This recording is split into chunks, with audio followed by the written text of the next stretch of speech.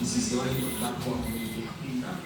Selain diatur di KUHP, hak ingkar juga diatur dalam Undang-Undang 48 tahun 2009 tentang kekuasaan kehakiman, khususnya pasal 17. Pasal yang berbunyi pihak yang dihakimi memiliki hak ingkar kepada hakim yang Atau remote mang ya. dengan ada deskripsi maka terdakwa akan diperiksa sebagai saksi untuk para terdakwa lain. Pada keterangan yang disampaikan oleh terdakwa sebagai saksi oleh terdakwa lain juga akan memberatkan terdakwa.